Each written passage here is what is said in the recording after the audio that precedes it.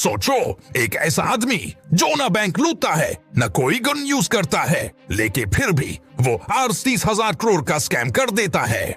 और सबसे शॉकिंग बात, ये स्कैम किसी स्ट्रीट क्रिमिनल ने नहीं, बल्कि सिस्टम के अंदर बैठकर किया गया था। कर्नाटका के एक छोटे से गांव में एक लड़का पैदा होता है, अब्दुल करीम तेलगी। न पैसा, न पावर, न बैकग्राउंड।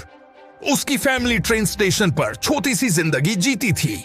वो बचपन में हॉकर का काम करता था, प्लेटफॉर्म पर न्यूज़पेपर्स बेचता था। लोग यूं से इग्नोर करते थे। कोई सोच भी नहीं सकता था ये लड़का आगे चलकर इंडिया का सबसे बड़ा फ्रॉड मास्टरमाइंड बनेगा। तेलगी बचपन से एक चीज ऑब्जर्व करता था, देश में हर चीज पेपर पर चलती है, stamp paper, agreements, legal documents. और यहीं से उसके दिमाग में एक डेंजरस आइडिया आया, अगर पेपर कंट्रोल हो गया तो पूरा सिस्टम कंट्रोल हो सकता है। यही सोच उसकी जिंदगी बदलने वाली थी। 1990s का इंडिया, फेक करेंसी, करप्शन और ब्लैक मार्केट ऑलरेडी एक्टिव था। तेलगी मुंबई आता है, वहां वो देखता है सिस्टम का सबसे वीक पॉइंट, स्टैम्प पेपर, क्योंकि बिना स्टैम्प पेपर के कोई लीगल काम वैलिड नहीं होता। तेलगी एक नॉर्मल प्रिंटिंग का बिजनेस स्टार्ट करता है, लेकिन उसका रियल गोल प्रिंटिंग नहीं था। उसका गोल था डुप्लीकेट सिस्टम बनाना।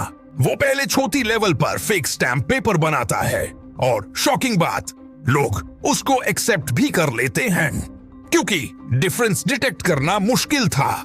यही से गेम स्टार्ट होता है। अब तेलगी अकेला नहीं था, उसने नेटवर्क बनाया, agents, distributors, corrupt officials, fake suppliers, और धीरे धीरे फेक स्टैम्प पेपर्स इंडिया के हर स्टेट में जाने लगते हैं। Bank loans, property deals, court cases, सब कुछ उस फेक पेपर सिस्टम पर चलने लगता है। सबको लगता था सिस्टम सेफ है, लेकिन रियलिटी ये थी, असली और नकली स्टैंप पेपर में कोई फर्क ही नहीं था। और गवर्नमेंट को भी तब तक पता नहीं चला, जब तक 30,000 करोड़ तक का सर्कुलेशन हो चुका था। एक जर्नलिस्ट फाइल खोलता है और उसमें लिखा होता है, हर लीगल सिस्टम के अंदर एक हिडन स्कैम चल रहा है, और नीचे नाम लिखा होता है अब्दुल करीम तेलगी। जर्नलिस्ट के हाथ कांप जाते हैं। एक स्कैम तब तक छोटा होता है जब तक वो पकड़ा ना जाए, लेकिन अगर स्कैम सिस्टम के अंदर घुस जाए तो फिर वो स्कैम नहीं रहता, वो एक पैरेलल गवर्नमेंट बन जाता है। और तेलगी ने यही कर दिया था। तेलगी ने समझ लिया था, सिर्फ प्रिंटिंग से एम्पायर नहीं बनेगा, एम्पायर बनेगा डिस्ट्रीब्यूशन नेटवर्क से। दिल्ली, यूपी, कर्नाटका, महाराष्ट्र, बिहार, हर जगह ये लीगल पेपर की तरह यूज होने लगे। तेलगी का सबसे बड़ा वेपन था corruption plus trust. Police officers, government clerks और प्रिंटिंग इनसाइडर्स, सबको या तो पैसा मिला या साइलेंस। और इसी वजह से कोई चेक नहीं होता था, सिस्टम ब्लाइंड हो गया था।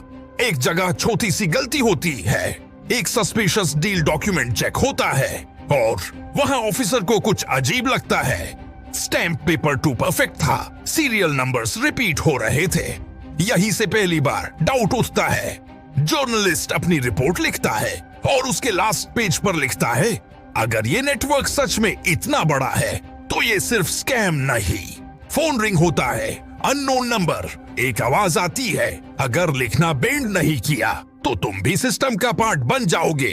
अब कुछ ऑनेस्ट ऑफिसर्स को केस दिया जाता है। शुरुआत में सबको लगता है छोटा फ्रॉड होगा, लेकिन जैसे जैसे फाइल्स ओपन होती हैं, केस का साइज बढ़ने लगता है। एक ऑफिसर बोलता है, ये स्कैम नहीं है, ये पैरेलल इकोनॉमी है। तेलगी अब सिर्फ बिजनेस नहीं चलाता, वो साइलेंस सिस्टम एक्टिवेट करता है।